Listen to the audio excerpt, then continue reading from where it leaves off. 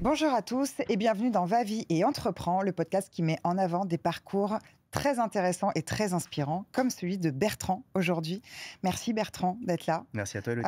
On se tutoie parce qu'on se connaît depuis quand même des années, on va pas Oui. mentir là-dessus. Non. On va partager un bout de ta vie, de tes expériences ensemble et surtout pour les gens qui vont nous écouter, parce que ce sont des entrepreneurs, soit hésitent à se lancer, soit se sont déjà lancés et peut-être vivent des coups durs, Ouais. des doutes. Et on est là aussi pour les rassurer, puisque tout n'a pas été un long fleuve tranquille pour toi. Exactement. Donc c'est ça qui va nous intéresser aujourd'hui. On va partir de très très loin. Ouais. On va partir de ta naissance. Waouh. Voilà. Alors, on a 2-3 heures devant nous. Tu es né donc en Indonésie, Tout à fait. c'est ça. C'est plus un mystère pour personne puisqu'on sait que tu as été adopté. Parce Oui. que tu en as fait un spectacle par la suite. Tout à fait. Tu es arrivé en France avec des parents donc français. Exactement. Comment s'est passé un petit peu ton enfance en quelques mots? Une enfance joyeuse, c'était... Une enfance assez joyeuse, oui, Ouais. enfin heureuse, parce que déjà des parents aimants, avec toutes les difficultés que peut comporter justement l'adoption Ouais, dans sa quête d'identité, mais pour autant, non, une enfance plutôt aimante surtout. ouais. Et donc avec des moments évidemment plus difficiles que d'autres, mais oui, oui. Comment s'est passée ta scolarité? Parce que tu vas comprendre le lien après, mais comment s'est passée ta scolarité? Moi j'étais un C'était quoi cancre. comme élève, Moi j'étais toi? un cancre. C'était un Ah ouais, moi là, ça m'intéresse. L'école ne m'intéressait pas du tout. Le premier pas à l'école jusqu'au dernier, Ouais. j'ai redoublé mon bac. Ça m'a jamais intéressé. Je voulais travailler très tôt. En Ouais. revanche, j'avais cette volonté de vouloir bosser vraiment très jeune. Mais l'école, non, c'était juste les copains, le sport et le reste m'importait peu. Bon.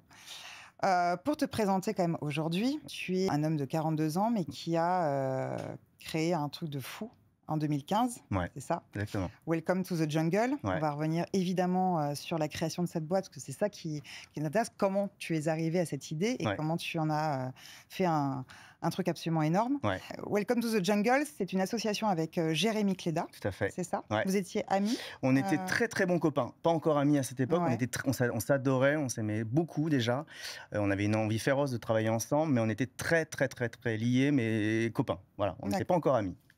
Donc Welcome, c'est un site de recrutement en Ouais, ligne, ouais. c'est ça? Exactement. Et vous l'avez axé sur le bien-être dans l'entreprise. Enfin, c'est-à-dire que ce sont les sociétés Mm. qui se mettaient aussi beaucoup en scène. Tout à c'est fait. ça? Et en fait, alors bien-être et surtout en fait et rééquilibre en fait des forces. Ouais, Ça, et tu me demandais en fait comment s'est créée la boîte.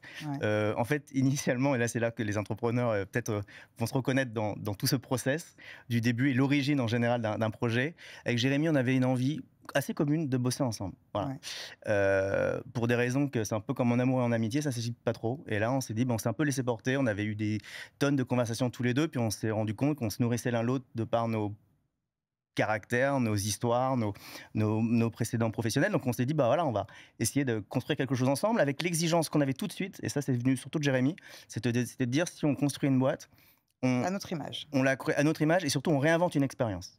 Ça c'était vraiment le point de départ, c'est on réinvente une expérience, peu importe l'industrie. Ouais. Ça aurait pu être des boulangeries, des slips, ou voilà, nous ça a été le taf. Et en fait Jérémy a eu cette idée brillante et assez merveilleuse de se rendre compte qu'il y avait du contenu sur tout. Mhm. Quand tu cherches une chambre d'hôtel, quand tu cherches une bagnole, tu vas dans un resto, tu as du contenu sur tout. Sauf sur peut-être l'environnement à l'époque qui était le plus important, c'était le lieu de travail.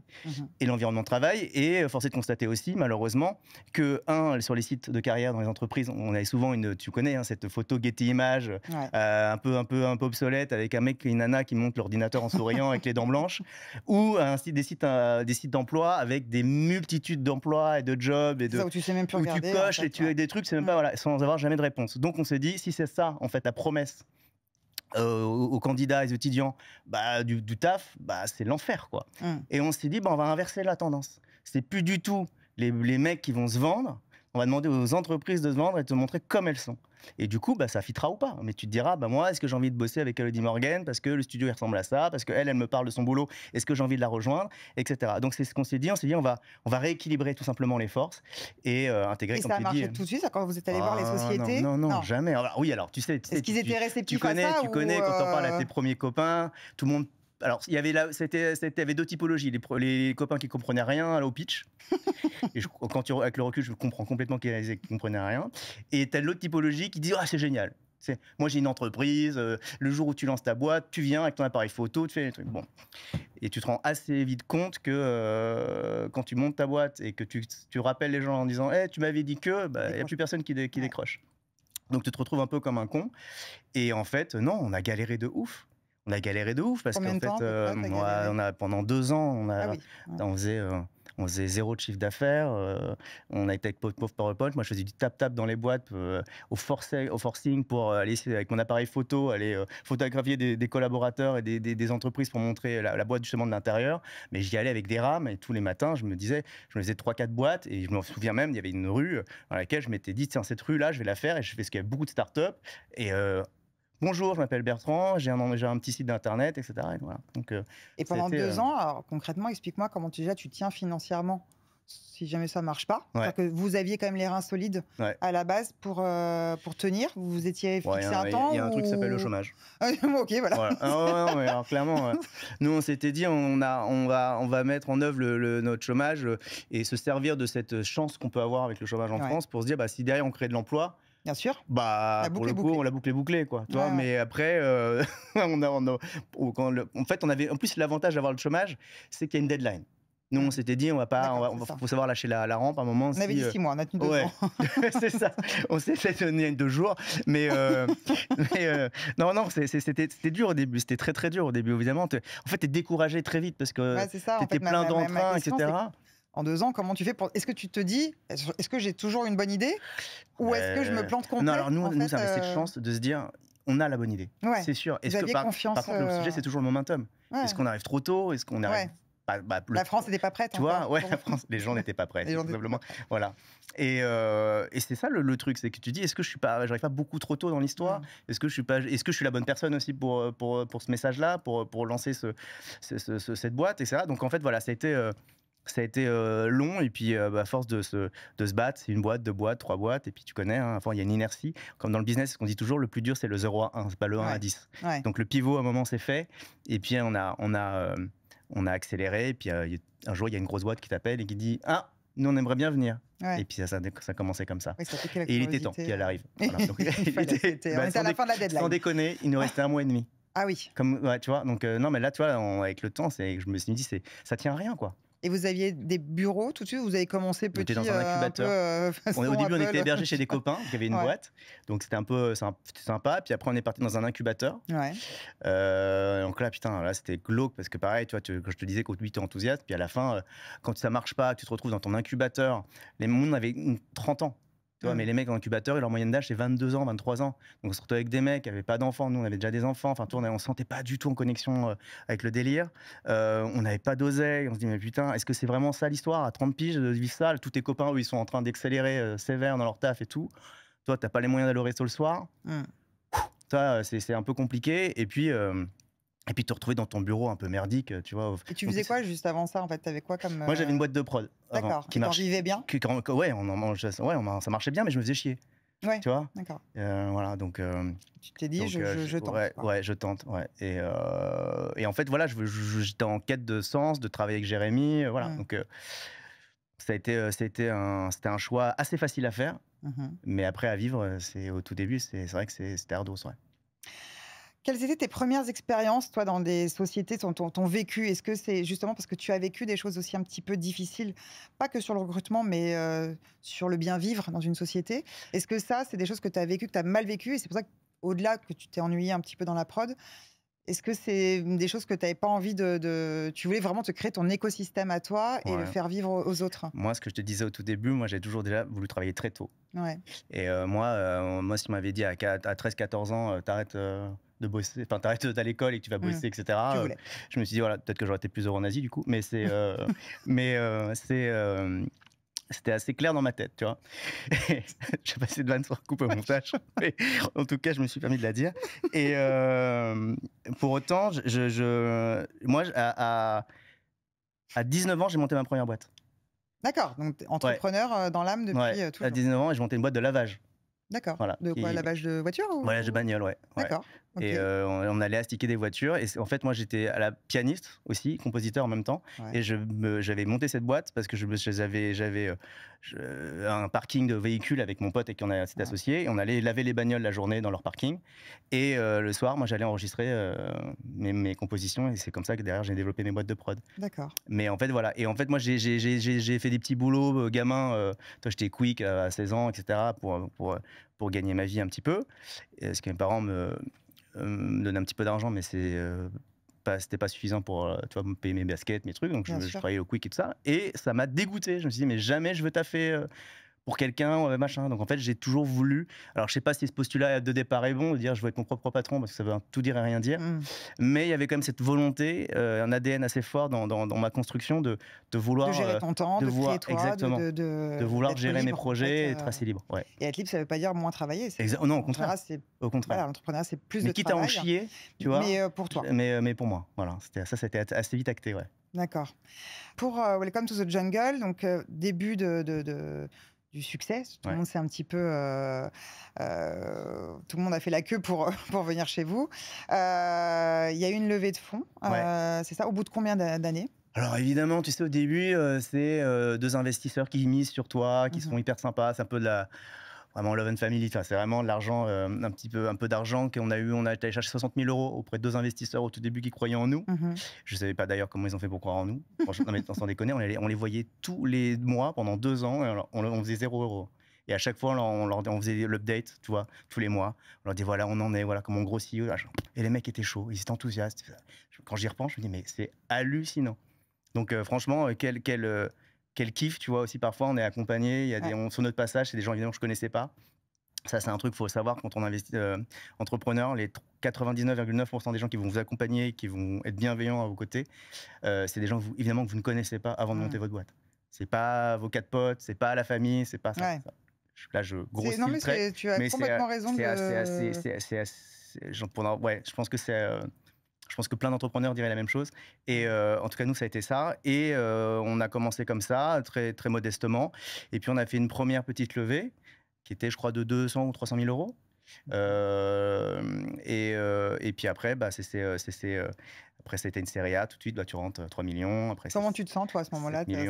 Ça y est, j'ai cru en mon projet, je l'ai fait. Là, il y a quand même un... En fait, le truc qui est compliqué, c'est que...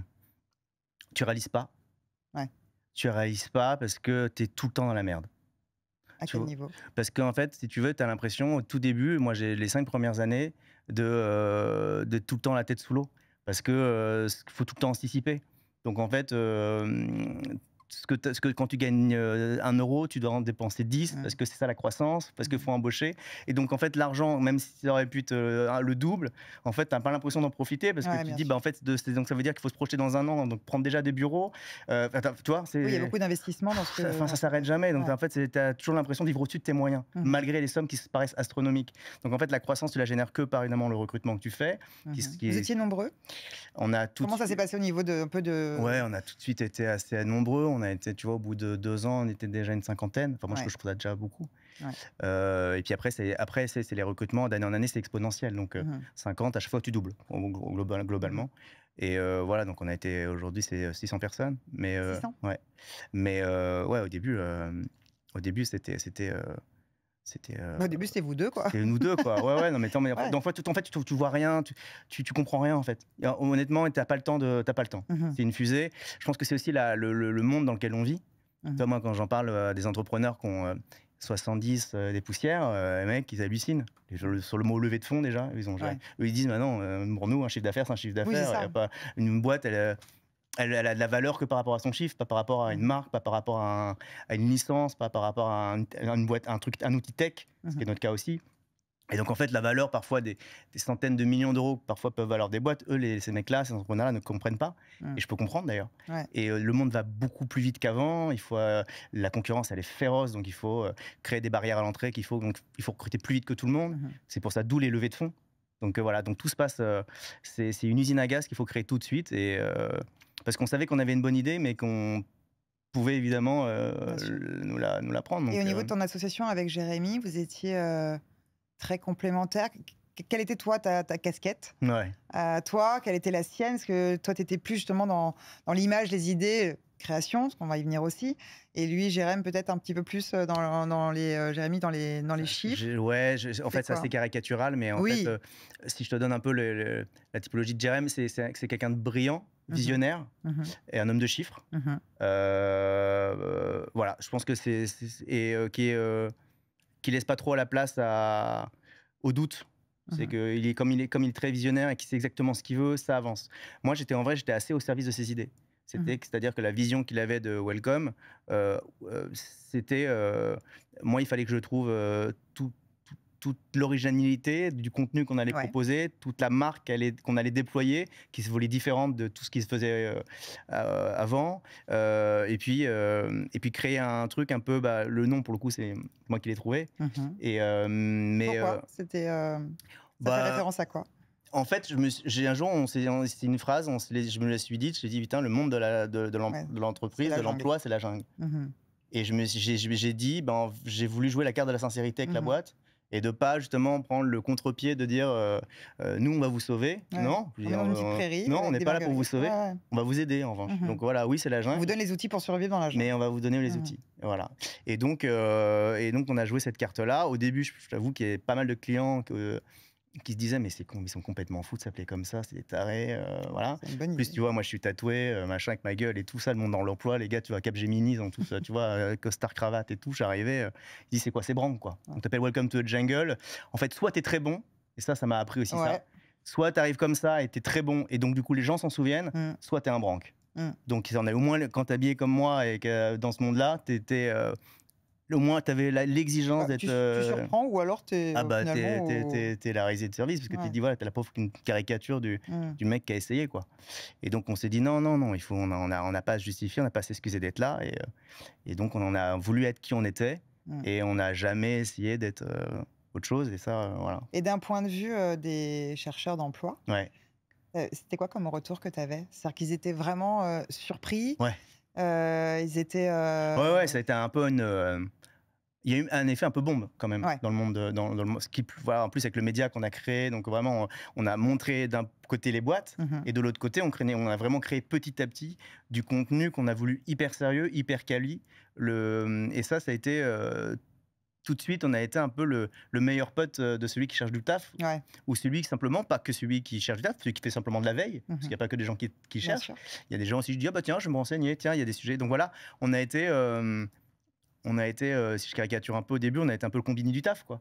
Donc en fait, on a amené une respiration, un vent nouveau, un petit air frais dans ce truc un peu sclérosant, un peu. Et c'était limite content de trouver du taf, quoi. Et j'étais content de trouver du taf de manière un peu plus sympa et voilà. Et puis nous, ça a été la grosse force de Welcome, c'est qu'on a essayé de créer un back office chez Welcome pour que les entreprises puissent répondre aux candidats. Donc il y avait aussi nous c'était un peu notre gage et notre caution, c'était de dire c'est impossible, on ne peut pas ne pas répondre à quelqu'un qui postule chez vous. Bien sûr. Enfin, c'est irréel de faire ça.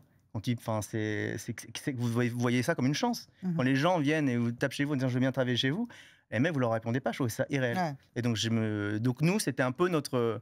Nous, on a viré au tout début des boîtes qui répondaient pas, qui jouaient pas le jeu. Vous avez fait le.